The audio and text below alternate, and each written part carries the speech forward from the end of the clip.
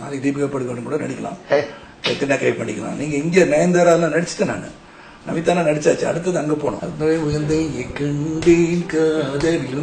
இப்ப இல்லடா அப்ப அப்ப தலையோ தளபதியோ இதெல்லாமே அவங்க வைத்துக் கொண்ட பெயர்கள். அவர்கள் அவங்களை ரசிக்கிற தன்மை வேற லெவல்ல இருக்காங்க. அவங்க டீச்சர் வச்சிருக்காங்க. சரத்குமார் நடிக்க வச்சு உலகத்துக்கு காட்டணும்னு யாரும் என்ன வச்சு படம் எடுக்கலையோன்ற வருத்தம் இருந்துட்டு இருக்கு. படம் எடுக்கலாம், ரொம்ப வில்லங்கமா இருக்கேன், அந்த வில்லங்கத்தை காமிக்கணும் சார் உலகத்துக்குன்னு சொல்லியிருக்கேன். பிராமணா இருந்து நான் கறி சாப்பிட்டேன்னா நீ பிராமணி இல்லைன்னு சொல்லிட முடியாது. இதெல்லாம் வச்சுட்டு வண்டியில ஏறீங்களா, பஸ்ல ஏறீங்களா, இடஞ்சலா இருக்கு, வெளியே தூக்கி போட்டுருக்கணும் வரோம். ஆமா, right vocal cord paralyse, left vocal cord function ஆகுது. ஒரு ஆக்சிடென்ட் நடந்துச்சு. அந்த ஆக்சிடென்ட்ல only defect was the cut one of my nerves. So இன்னைக்கு என்னால் மறக்க முடியாத ஒரு நண்பர், மறக்க முடியாத நண்பர், மறக்க முடியாத நிகழ்ச்சி, சம்பவம். சினிமாவில் ரவிக்குமார் தான் மறக்க முடியாது. You could do that. எல்லாரும் நினைச்சாங்க அமெரிக்காலேருந்து இறங்கும் போது அவர் கூண்டில் தான் கொண்டு வரணும்னு சொன்னாங்க. வித்தியாசமா இறங்கினார்ல. ரோசா பூ சின்ன ரோசா பூ பேர சொல்லும் ரோசா பூ. வணக்கம். Welcome to the show. Thank you. எந்த வயசானாலும் சரிங்க, நயன்தாராவுக்கு ஒரு முறை மாமனாக, நமிதாவுக்கு ஒரு காதலனாக உங்களால நடிக்க முடியும். இதை நினைச்சு உங்களுக்குள்ள இருக்க ஒரு யங்ஸ்டர் இருக்கார் இல்லையா, அவர் எப்பயாவது சந்தோஷப்பட்டிருக்காரா, செம்மப்பா நீ அப்படின்ட்டு? ஏன்னா நான் முதல்ல எனக்கு நாளைக்கு தீபிகா படுகோன் கூட நடிக்கலாம், எத்தனை கை பண்ணிக்கலாம். நீங்க இங்க நயன்தாராலாம் நடிச்சுட்டேன், நான் நமிதானா நடிச்சாச்சு, அடுத்தது அங்க போனோம், அதுக்கப்புறம் ஹாலிவுட். இப்படிதான் திங்க் பண்ணோம். நீங்க குறைச்சிட்டீங்க. இங்க பாத்தீங்களா யாரெல்லாம் இருக்காங்களா பழைய நடிகைகள், அதுக்காக இவங்க கூட நடிக்க சொல்லிடாதீங்க. So that is what age is a numberனால health I mean always be health freak. அதை மெயின்டைன் பண்ணுறது எனக்கு ரொம்ப சந்தோஷம். அது ஒரு ஹேபிட் எனக்கு. ஸோ அது ஹெல்த் இஸ் வெல்த் தான் என்னை பொறுத்த வரைக்கும். So I maintaining that. கூடிய சீக்கிரம் தீபிகா படம் கூட ஒரு படம் எக்ஸ்பெக்ட் கண்டிப்பா. Why not. சூப்பர். எனக்கு இந்த ரூம், உங்களோட ரூம் ரொம்ப பிடிச்சிருக்கு. ஒரு நல்ல வைப் இருக்கு. அந்த பென்னர் படத்தோட போட்டோஸ் நான் பார்த்ததே கிடையாது. Interesting collection. வெஸ்பா ஸ்கூட்டர் தள்ளிட்டு இருக்காங்க. ஆமா, பென்னர் படத்தை நடிச்சாங்க. இன்ட்ரெஸ்டிங்கா இருக்கு. இது ஹேண்ட் பிக்டு கலெக்ஷனா? இது ஹேண்ட் பிக் கலெக்ஷன்ஸ். நானும் என் ஃப்ரெண்ட் தினேஷும் சேர்ந்து அவர் வீட்லயே இருக்கு, கலர்ல பண்ணிட்டாரு, நான் பிளாக் அண்ட் ஒயிட்ல பண்ணிட்டேன். அப்பதான் கொஞ்சம் ரியாலிட்டியா இருக்கும் அப்படின்னு.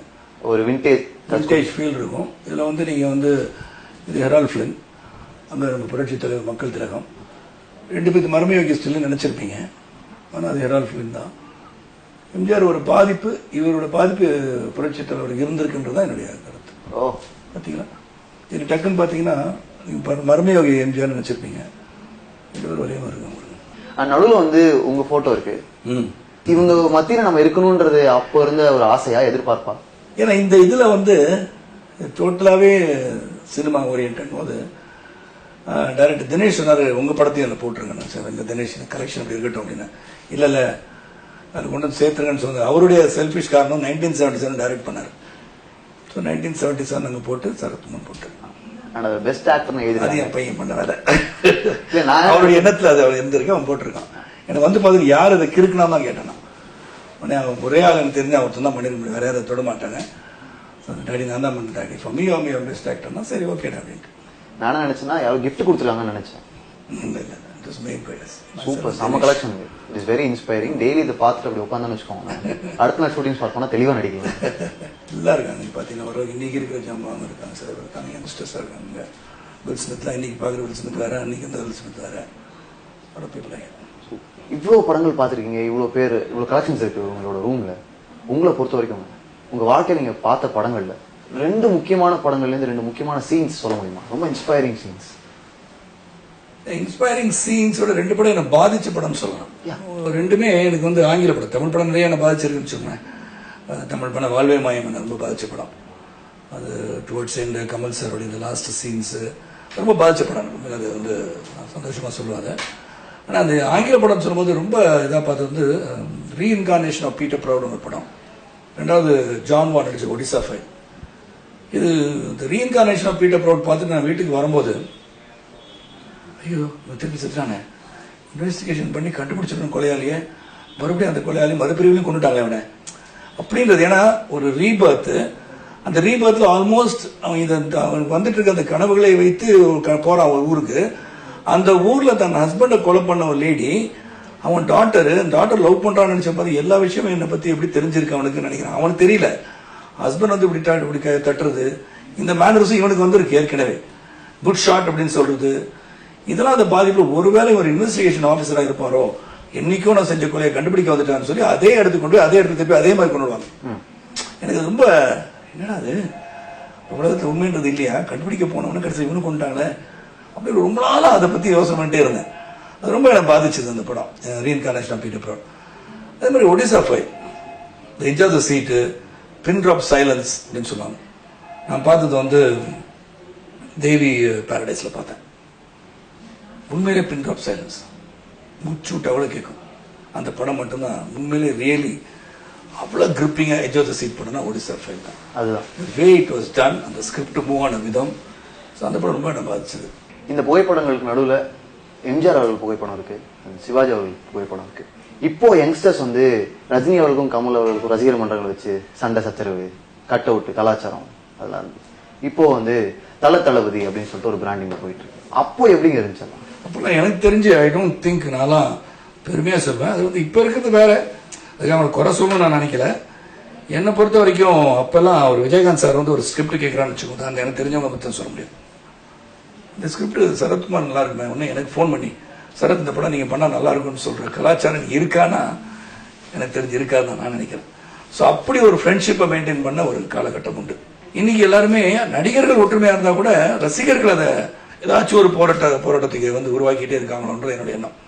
ஏன்னா சினிமான்றது எல்லாரும் ரசிகர். நானே வந்து பார்த்தீங்கன்னா நான் ப்ரொடியூசர் கூட கேட்டாங்க, என்ன அப்பா படத்தை லேட்டாக பார்த்தேன்னு சொன்னீங்களா ஒரு ஃபங்க்ஷன்லன்னு சொன்னார். ஆனால் அது உண்மையை கூட நான் வந்து மக்கள் திலகத்தோட தீவிர ரசிகராக இருந்தனால எல்லா படத்தையும் மார்னிங் ஷோ போய் டிக்கெட் கிடைக்காட்டி ஈவினிங் நைட் ஷோ வரையும் பார்த்துட்டு தான் வருவேன். ஸோ அந்த பாதிப்பு ஒரு வெறி. ஆனால் இதே மாதிரி இன்னைக்கும் நிறைய பேர் வெறியா சில நீங்கள் சொன்ன மாதிரி தலையோ தளபதியோ இதெல்லாமே அவங்க வைத்துக்கொண்ட பெயர்கள், அவர்கள் வந்து அவங்களை வந்து ரசிக்கிற தன்மை வேற லெவல்ல இருக்காங்க அவங்க. இப்போ வந்து ஃபேஸ்புக் ட்விட்டர்லாம் இருக்கு. அப்போ ஒரு எம்ஜிஆர் ரசிகரும் ஒரு சிவாஜி ரசிகரும் டீ கடையில் பார்த்துக்கிட்டீங்க, ஒரு நாளில் படம் ரிலீஸ் ஆகணும், என்னெல்லாம் பேசிப்பீங்க? எங்கப்பா எங்கள் தலைவன் படம் பெருசாக நல்லா இருக்குன்னு சொல்லுவோம்.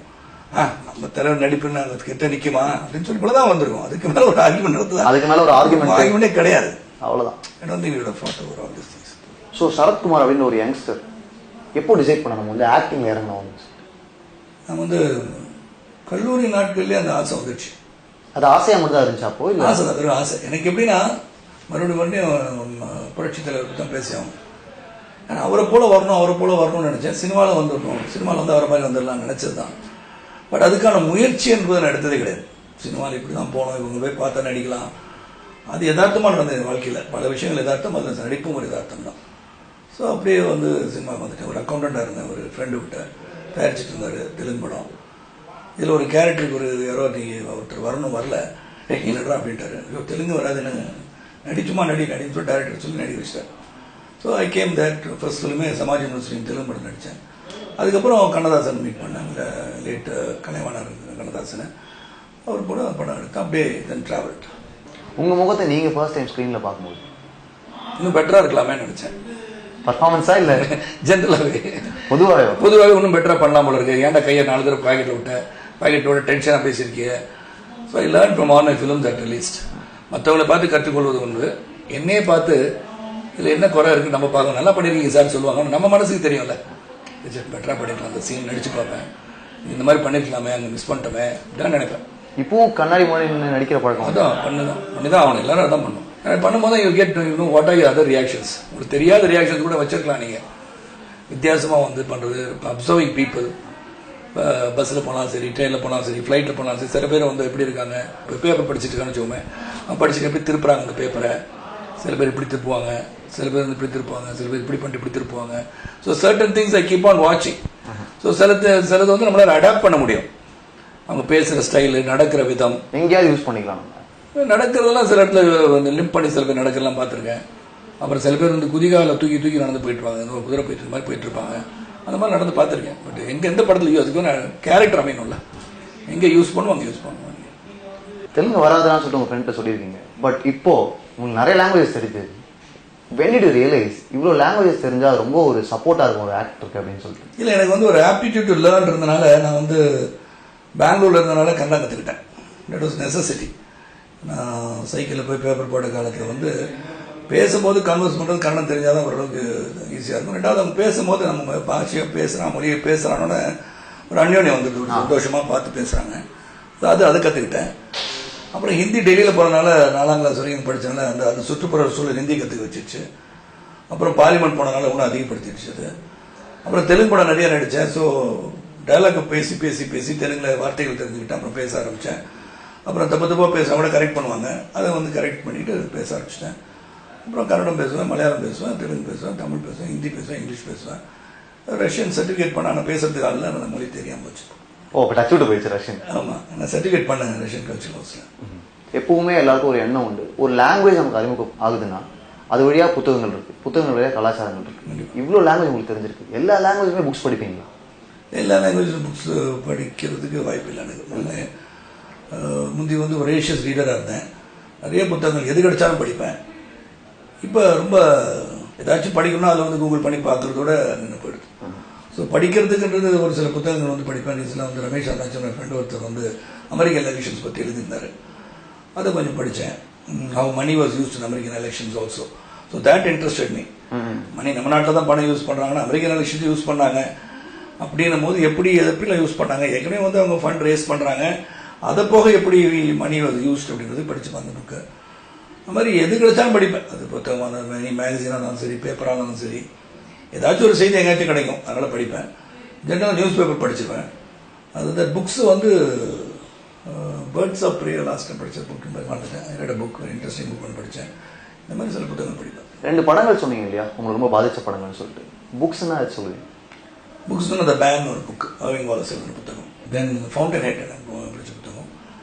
மேன் எனக்கு எது பிடிச்சதுன்னா அந்த காலத்திலேயே வந்து அர்விங் வாலஸ் வந்து many years back, 20-25 years back நினைக்கிறேன் அந்த புத்தகம் 20 இயர்ஸ் இருக்கும். He could think that America will get a black president and write a book. Visionary. அப்போ ஒரு கருப்பர் அந்த நாட்டை ஆள முடியும்னு சிந்தனை வந்து 20 ஆண்டுகளுக்கு முன்பு அந்த எழுத்தாளர் வந்திருக்குல்ல, அது ரியாலிட்டி வந்துடுச்சுல. So that is one book I read. அதில் என்ன சொல்லியிருப்பாங்க அந்த புத்தகத்தில், அந்த அமெரிக்கன் பிரசிடென்ட் வந்து பிளாக்கு, அவர் வந்து அசாசினேட் பண்ணுறது பிளான் இருக்கும். அந்த சீஃப் ஆஃப் செக்யூரிட்டி வந்து போய் ஹாஸ்பிட்டல் படுத்துருவோம். Is a white man. ஹாஸ்பிட்டலில் இருக்கும்போது he will start thinking, am I doing the right thing? Whatever said and black or white is the president of the United States வந்து காப்பாற்றும். Oh, so I like that book, the man Irving Wallace. Fountainhead உங்கள்கிட்ட போன பாதிப்பேன். அது fountainhead வந்து பேசிக்காக the way it was projected, the way it was written, அது fountain ரொம்ப பிடிச்ச புத்தகம். அது ஒன்று. இன்னொன்று வந்து thorn birds, Colleen McCullough thorn birds, அதோட ஓப்பனிங் வந்து ஃபோர்வேர்டில் எழுதியிருக்கிறது தான் டி ராஜேந்தர் சாருடைய முதல் படம். அது டைலாக் வச்சுருப்பார்ல, ஒரு குருவி இருக்கும், அந்த குருவி பிறக்கும், பிறந்தோம் பறக்க ஆரம்பிக்கும், உயரமாக இருக்கிற ஒரு முள்ளுச்செடியில் போய் குத்திக்கிட்டு இறந்துடும். தான் thorn birds. Thorn bird basically does that. அது வந்து ஒரு சீனாக வச்சிருப்பார் டிஆர். ஓகே, அந்த ஃபர்ஸ்ட்டு பேராலே அது வந்துடும். அர்விங் வாலஸ் புத்தகம்லாம் படிச்சிருக்கேன். அப்புறம் சிட்னி ஷெல்டன் நிறைய படிச்சிருக்கேன். ஜேம்ஸ் ஆர்டி சேஸ் புத்தகங்கள், அப்புறம் எங்கள் அப்பா படிக்க சொன்னால் ஜிபி ஷா புத்தகங்கள், அது நிறைய படிச்சிருக்கேன். செம்ம.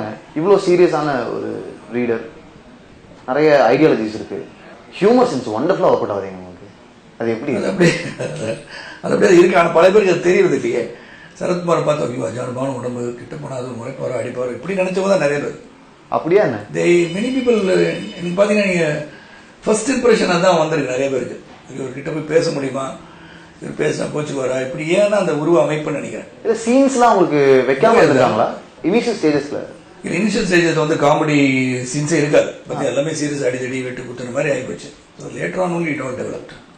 ஆர் யூ ஈவன் அவேர் இந்த ஏஐ படத்தில் உங்களோட காமெடியா இருக்கும், இல்லை அரசு தர்பார் படத்தில் காமெடியா இருக்கும், இப்பவும் வந்து ஃபேஸ்புக்ல மீம்ஸா போட்டு செம்ம ட்ரெண்டிங்ல இருக்காங்க. அதெல்லாம் ரொம்ப ஏஐலாம் அந்த காமெடியெல்லாம் மறக்க முடியாத காமெடி. அந்த அதுவும் opening scene of Vadivel and myself வந்து தங்கச்சி வந்து பஸ்ல ஏற்றி விடுறதுலாம் இன்னைக்கும் பார்த்தா சிரிச்சுக்கிட்டே இருக்கலாம். ஏன்னா நான் நிறைய ஆதித்யா டிவி பார்ப்பேன். அதில் பார்க்கும்போது அந்த ஏஐ வரும்போது ரொம்ப சந்தோஷமா இருக்கும். வெள்ளையும் சொல்லி மேலே வந்து ஒரு கடைசியில் 4 தடவை ஏறி மிதிச்ச பிறகு, டேய் பழனி எப்படா வந்த, எப்படா வந்தனா, 4 தடவை ஏறி மிதிச்சது கூட தெரியாமல் பேசுறீங்களா. அது போஸ்ட் ஆஃபீஸில் வந்து அவர் வந்து நங்கு ஏற்றிருப்பாங்க தலையில். நாங்கள் விட்டுட்டு இங்கே வந்துருப்பேன் வீட்டுக்கு. அது உயர்ந்த கண்டேன் காதல் தேவதைகள் காதல் நான் ஏஸ் அப்படிங்க. இல்லை நான் வந்து அங்கே விட்டுட்டு வந்து என் ஞாபகம் இருக்கான்னு அப்படி பார்ப்பேன். இப்போ இல்லைடா அப்போ சினிமா காமெடி அந்த படம் தங்கப்பதக்கம் அந்த காமெடி ரொம்ப எக்ஸாக்டாக ஆயிடுச்சு. ஆமாம், எனக்கு வந்து உங்களோட படங்கள்லேயே ரொம்ப பிடிச்ச படம் அப்படின்னா சூரியவம்சம் படம். அதுலேயும் இந்த ரோசாப்பூ படம் ரொம்ப பிடிக்கும். அமிதாப் பச்சன் அவர்கள் அந்த படத்தை பண்ணுறதா ஒரு டாக்ஸ் போச்சு இல்லையா? பண்ணாரு. நான் என்ன கேட்குறேன்னா, அப்போ அவங்க பண்றாங்கன்றது உங்களுக்கு தெரிஞ்ச உடனே what was your reaction? Very happy. அப்புறம் அவர் மீட் பண்ணோம், இங்கே தான் வந்து பூஜை போட்டாங்க. இங்கே மீட் பண்ணும்போது சொன்னது தான், அதாவது ஒரு மீட் பண்ண சரிஜி I don't know whether I do justice your கேரக்டர்னாரு. Amit ji please don't say such thing. I am so happy that you doing my character, very I am happy about it அப்படின்னு. அந்த மாதிரி அந்த படம் அவர் பண்ணது வந்து ரொம்ப பெருமை அன்றைக்கி. ஏன்னா அந்த அமிதாப் ஜியை வந்து இந்த படம் வந்து ஈர்ப்பு சக்தி இருந்திருக்கு, அவர் பார்த்து பண்ணணும்னு ஆசைப்பட்டிருக்காரு. That really was interesting. Chinras வந்து அமிதாப் பண்றாருன்னா செம்மல்ல. இப்போ எனக்கு என்ன பண்றீங்கன்னா, எனக்கு வந்து சின்ராஸோட குரல்லையே எனக்கு ரோசாப்பூ கேட்குங்க.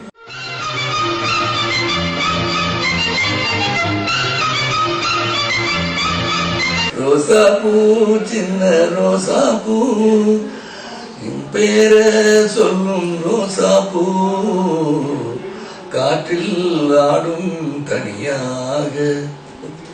மலர் teacher, Premam Malar teacher, okay. But அதுக்கெல்லாம் முன்னாடி செம ஃபேமஸான டீச்சர்னா நாட்டாம டீச்சர் தான். ஆமாம். இப்போவும் நிறைய படங்கள்ல அதோட ரெஃபரன்ஸ்லாம் வருது. இப்போ வர படங்கள்லாம் கூட உங்களோட டீச்சர் வச்சிருக்காரு, அந்த ரெஃபரன்ஸ் தான் வரும். பார்க்கும் உங்களுக்கு எப்படி இருக்குங்க? ஏன்னா தட் இஸ் ஒர்க் அவுட் தானே. இந்த காமெடி எழுத்தாளர் எழுதும் போது இந்த சீன் வந்து மக்கள்கிட்ட ரீச் ஆகும், இது பேசப்படும்ன்றது தெரிஞ்சிருக்குல்ல. That is the greatness. அது சிரிப்பும் வரணும், அது வந்து விரசமும் இல்லாமல் அது வந்து ஒரு சிரிக்கக்கூடிய ஒரு தன்மை வாய்ந்த ஒரு அவசரங்கள்லாம். இப்போ ரீசெண்டாக ஒருத்தர் சொன்னாங்க அந்த டைலாக் என்கிட்ட, இந்த ஞாபகம் இருக்கா, டீச்சர் ஏதோ பேர் வந்து நாட்டாம டீச்சர் வச்சிருக்காங்களா, இதெல்லாம் சொல்லிட்டு இதெல்லாம் நினைச்சிட்டு இருக்கீங்க. சில கதைகள் நிச்சயமா வெற்றி பெறும்னு சொல்லும் போது அந்த நாட்டாமை சூரியவம்சம்லாம் அது வெற்றியாளர் உண்மையை சந்தோஷப்பட்டிருக்கேன். ஆனால் என்னை பொறுத்த வரைக்கும் இன்னும் முழுமையாக எனக்காக இந்த மாதிரி ஒரு வித்தியாசமான கதாபாத்திரம் சரத்குமார் நடிக்க வச்சு உலகத்துக்கு காட்டணும்னு யாரும் என்னை வச்சு படம் எடுக்கலையோன்ற வருத்தம் என்னோட இருந்துட்டு இருக்கு.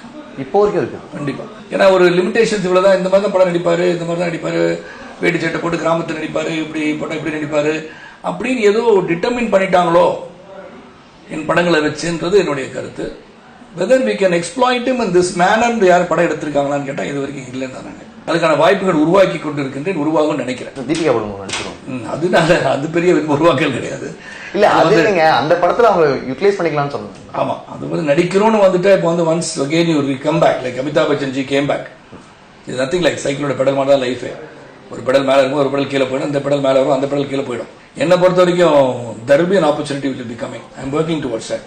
There will be a comeback. அந்த கம்பேக் நிச்சயமாக நடக்கும். இப்போ வந்து சென்னையில் ஒரு நாள் பண்ணுறேன், 2வது ஆட்டோன்ற படம் பண்ணிட்டு இருக்கேன், அப்புறம் வந்து டானாக்காரன் படம் பண்ணிட்டு இருக்கேன். ஸோ இந்த படங்கள்லாம் வரும்போது வித்தியாசமாக இருக்குன்ற நம்பிக்கை எனக்கு இருக்கு. So definitely I make a comeback. நீங்க உங்களுக்குன்னு ஒரு கதை எழுதி வச்சிருக்கேன், ரெடியா இருக்கு. யோகானந்த் சாஸ்திரின்னு ஒரு படம் எழுதியிருக்கேன். எழுதி டோட்டலாக டைலாக் முதற்கொண்டு வச்சு சௌதரி சார்கிட்ட காமிச்சேன். படம் எடுக்கலாம், ரொம்ப வில்லங்கமாக இருக்கேன்னாரு. அந்த வில்லங்கத்தை காமிக்கணும் சார் உலகத்துக்குன்னு சொல்லியிருக்கேன். It regarding temple and eating habit is not determined religion. ஒரு மனிதன் சாப்பிடுவதை வைத்து அவனுடைய மதத்தை வந்து நாம் குறி சொல்ல முடியாது. Eating habits do not determine religion. பிராமணா இருந்து நான் கறி சாப்பிட்டேன்னா நீ பிராமணன் இல்லைன்னு சொல்லிட முடியாது. ஒரு நான் பிராமின் டோட்டலாக வந்து பூண்டு வெங்காயம் கறி இதெல்லாம் சாப்பிடாம தனியாக வீட்டில் வந்து சமையல் பண்ணி அப்படி இருந்து 4 தடவை கோயில் போயிட்டு வேதெல்லாம் கற்றுக்கொண்டு இருந்தால் அவனை நீங்கள் வந்து பிராமின் கூட்ட முடியாதுல்ல. So eating habits do not determine religion ஒரு கதை எழுதி டோட்டல் ஸ்கிரிப்ட் இஸ் ரெடி. அதில் கொஞ்சம் கான்ட்ரவர்ஷியலாக இருக்குன்றது சிலருடைய கருத்து. நான் வந்து காஞ்சி மடாருக்கு போய் ஜெயந்த சகோதரி போய் கதை சொன்னேன். அவர் இதை மட்டும் எடுத்துருங்களேன் அப்படின்னாரு. இந்த பிராமின் ஈட்டிங் மீட்ன்றதை எடுத்துட சொன்னார். அதான மூல கதைன்னு சொல்லி அப்படி வச்சுட்டாங்க. ஒரு விஷயத்த பேசணும் அதெல்லாம் இருக்கிறாங்க சரி. நம்ம கண்டிப்பாக அதை சொல்லி ஆகணுன்ற எனக்கு ஒரு ஆசை இருக்கு. இந்த ஹியூமர் சென்ஸ் இருக்கு, அதை தக்க வச்சுக்கிறது கஷ்டமா இருக்கா? ஏன்னா இல்லை அது நான் வந்து I think clever repartees whether it's in அரசியலாக இருந்தாலும் சரி, கலை உலகமாக இருந்தாலும் சரி, பர்சனல் லைஃபாக இருந்தாலும் சரி, ஓரளவுக்கு சென்ஸ் ஆஃப் ஹியூமர் இல்லாட்டி இப்போ லைஃபே போர் அடிச்சிடும். அந்த தன்னாலே ஒரு காமெடி சென்ஸோ இல்லாட்டி ஏதாச்சும் ஒன்று மொக்கன்னு சொல்கிறோம் இல்லையா, that gives a lot of work to your brain. ஒரு ஈஸி கிடையாது, மொக்க போடுறதே ஈஸி கிடையாது. சிந்திக்கிறீங்களே, இதுக்கு கவுண்டர் கொடுத்துட்டே இருக்கோம்னா அந்த கவுண்டருக்கு ஏதாச்சும் ஒன்று சொன்னதுக்கு பதில் சொல்றதுக்கே மண்டை வேலை செய்யுதுல்ல. So you giving some work to your brain. So அந்த இதெல்லாம் வந்து சென்ஸ் ஆஃப் ஹியூமர், எதை சொன்னாலும் ஹாஸ்யமாக சொல்றது. எங்கள் அப்பா நல்லா பண்ணுவார். அதெல்லாம் எங்கள் அப்பா லாயரு, பஸ்ஸில் வரும்போது சொன்னாங்க அந்த கோட்டு பேக்லாம் வச்சிருக்கும் போது இதெல்லாம் வச்சுக்கிட்டு வண்டியில் ஏறுறீங்களா, பஸ்ஸில் ஏறுறீங்களா, இடைஞ்சலா இருக்கு, இந்த வெளியே தூக்கி போட்டுருங்கன்னு வரான். அவருடைய கோட்டு பேக் வெளியே போட்டுருக்கு சார் வரான். See, that is sense of humor. சார்ட்ட மறைச்சிக்கலாம், என்னங்க இப்படிலாம் பேசுறீங்க, நான் லாயரு, நான் பேக் வச்சிருக்கேன், என்னோட கோட் வச்சிருக்கேன், வச்சுக்கூடாதா அப்படின்னு கேட்டுக்கலாம் எங்க அப்பா. ஆனா இந்த நீங்களே வெளியே தூக்கி போட்டுருங்க சாரி அப்படின்னு இந்த மாதிரி சென்ஸ் ஆஃப் எங்க அப்பாக்கு. சரத்குமார் as an actor இருக்கு, இதுக்கு அப்புறம் என்னெல்லாம் பிளான்ஸ் இருக்கு as an actor? ஒன்று வந்து அரசியல் ஆக்டருக்கு வந்து இதுக்கப்புறம் இன்னும் நல்லா கேரக்டர்ஸ் பண்ணணும்னு ஆசை இருக்கு, வித்தியாசமா நடிக்கணும்னு ஆசை இருக்கு. ஒரே கெட்டப்பு, ஒரே மீசை, ஒரே இதெல்லாம் வைக்கக்கூடாதுன்னு மாத்திட்டேன்.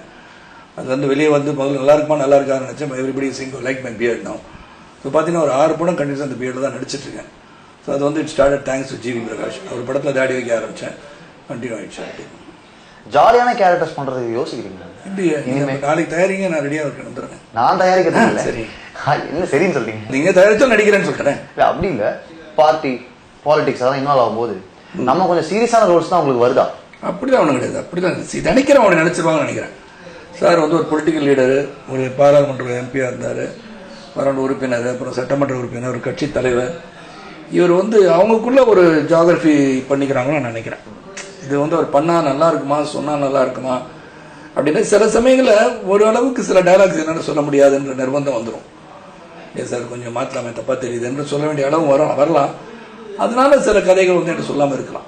ஆனால் இப்போ அந்த பரோட்டா மாஸ்டர் காமெடி, கோழி அறுக்கிற காமெடிலாம் பண்ணலாம், அதெல்லாம் பண்ணலாம், அதெல்லாம் பண்ணலாம். உங்களுக்கு இந்த ஜால ஒரு சின்ன பல்ல மாதிரி இருக்கும், புரட்சி தலைவருக்கு இருக்கு, கர்க் டக்ளஸ்க்கு இருக்கு. பட் சின்ன வயசுல நீங்க ஃபீல் பண்ணுவீங்களா கண்ணாடி முன்னாடி பார்த்து நமக்கு மட்டும் ஒரு சின்ன பள்ளம் இருக்கு அப்படின்னு சொல்லிட்டு? தெரியல, அது வந்து கொஞ்சம் வந்து கல்லூரி நாட்களில் தான் இது ஃப்ளர்டிஷியஸ் கிளெஃப்ட் அப்படின்னு சொல்லுவாங்க. அப்படியா அப்படின்னு கேட்டுக்கிட்டாங்க. வந்து இது வந்து ரெட்ட நாடின்றது வந்து அப்புறம் புரட்சி தலைவர் பார்த்து இவருக்கு இருக்கு, உங்களுக்கும் இருக்குன்னு சொல்லுவாங்க. பட் இதனால நான் வந்து இது எதுக்கு எனக்கு இருக்குன்னு சிந்திச்சதே கிடையாது. அதனால உங்களுக்கு வந்து ஏதாவது கேரக்டர்ஸ் வந்திருக்கா? அதனால கேரக்டர் வராம போயிருக்கா? அது நிறைய சொல்லிருக்காங்களா? இல்ல அதுக்கு சம்பந்தம் கிடையாது. ஃபேஸ்ல ஒரு கிளெஃப்ட், அவ்வளவுதான். அது இருக்கக்கூடாது மறைங்கன்னு சொல்லி எதுவும் படம் வரல, மறைச்சு நான் நடிச்சது இல்லை. உங்களோட வாய்ஸ் வந்து ஒரு யூனிக்னஸ் இருக்கு. அப்புறம் தான் என் ஃப்ரெண்ட் ஒருத்தவங்க சொன்னாங்க உங்களுக்கு வந்து ஒரு வோக்கல் கார்டு தான். ஆமா, right vocal cord is paralyse, left vocal cord தான் ஃபங்க்ஷன் ஆகுது. தட்ஸ் ஒரு ஆக்சிடென்ட் நடந்துச்சு. அந்த ஆக்சிடென்ட்ல only defect was the cut one of my nerves, right vocal cord but paralysed. நான் இதோட கொஞ்சம் பெட்டர் வாய்ஸாக இருந்துச்சுன்னு நினைக்கிறேன். இப்போ ஸ்லைட்லி ஐ கெட் ஹோர்ஸ்னஸ், கொஞ்சம் ஐஸ் தண்ணிலாம் குடிக்க மாட்டேன், ரைட் அவாய்ட் இட், சத்தம் போட்டு பேச மாட்டேன். ஸோ அரசியல் மீட்டிங்கில் பேசும்போது நிச்சயமாக தொண்டை வலிக்கும். ஸோ இதெல்லாம் தாண்டி நடிச்சுட்டு தான் இருக்கேன். உங்களோட சினிமா வாழ்க்கையில் மறக்க முடியாத நாட்கள் உண்டா? ஒன்று வந்து நான் வந்து ஆக்சிடென்ட் ஆனது மறக்கவே முடியாது. அதான் வந்து மோஸ்ட் மெமரபிள் மை லைஃப். அதுக்கப்புறம் நான் சொன்னேன், அந்த படத்தை அந்த ஆக்சிடென்ட் ஆன பிறகு 6 மாதம் வீட்டில் இருந்தேன்.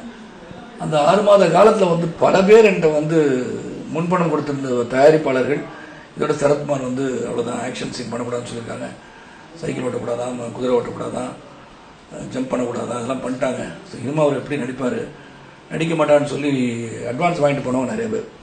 அதில் ஒருத்தர் தான் அட்வான்ஸ் வாங்காமல், அது அவருக்கு முதல் படம். புரியாத புதிர் தான் கே.எஸ். ரவிக்குமாருக்கு முதல் படம். எனக்காக 6 மாதம் காத்திருந்து அவருக்கு முதல் படம் கொடுத்தது சௌத்ரி சாரே வந்து எதுக்கியா வெயிட் பண்ணிட்டு இருக்கேன், நீ வேற ஆள் போட்டு எடுக்க வேண்டியதான்னு சொன்னா கூட இல்லை சரத்குமார் நடிக்கணும் எனக்கு. He was very strong. அந்த படத்தில் நான் பேசியிருக்க கூட மட்டும் டப்பிங் பண்ணி ஆன்கட் பண்ணல. ஆனால் he was determined that I get well in 6 months time and come and act. So இன்றைக்கி என்னால் மறக்க முடியாத ஒரு நம்பர், மறக்க முடியாத நண்பர், மறக்க முடியாத நிகழ்ச்சி, சம்பவம் சினிமாவில் வந்து ரவிக்குமார் தான் மறக்க முடியாதனால. ஏன்னா அந்த டைமில் வந்து யாருமே கிட்ட வராத போது, அது அவருடைய முதல் படம், அவரோட 10வது பெரிய டைரக்டர்னா கூட இல்லை, வெயிட் பண்ணிட்டு போயிடலாம். ஃபர்ஸ்ட் படத்தில் இவர் தான் வந்து நடிக்கணும்னு சொல்லி என்னை நடிக்க வச்சிருக்காருன்னா கிரேட், ஹேட்ஸ் ஆஃப். அந்த போட்டோ இவராக நீவிர் வாழ கனல் கண் கொடுத்தாரு. ஏன்னா ஐயா படத்தில் எடுத்தேன், அதை பார்த்தோன்னே இதே மாதிரி ஒரு ஸ்டில்ல வந்து உங்களோட நீங்கள் வந்து ரசிக்கின்ற ஒரு தலைவனுடைய படம் என்கிட்ட இருக்க படம் தரேன்னு சொல்லி கொடுத்தாரு. இதுதான் உங்களோட மோஸ்ட் ஃபேவரட் கிஃப்டா? ஆமாம், உண்மையில தான் இருக்குது. அந்த தான் உட்காந்து பேசிட்டு இருப்பேன், ஐ லைக் இட். ஏன்னா அவர் வந்து இன்னைக்கும் வந்து பேசப்படுறாருல்ல, இன்னைக்கு நீங்களும் நானும் அவரை பற்றி பேசுகிறோம் அந்த படம் இருக்கனால. சிஎஸ் அழிக்க முடியாத ஒரு மனிதன், அதனால ரியலி லைக் இட். நிறைய பேசுகிறேன் அவரை பற்றி. அவர் குணாதிசை, எங்களுடைய ஹெல்த் கான்சியஸ்னஸ், அந்த வே இறப்பை வந்து தள்ளி வைத்தவர் அவர். You could do that. எல்லாரும் நினைச்சாங்க அமெரிக்காலேருந்து வந்து இறங்கும் போது அவர் வந்து கூண்டில் தான் கொண்டு வரணும்னு சொன்னாங்க. வித்தியாசமாக வந்து இறங்கினார்ல.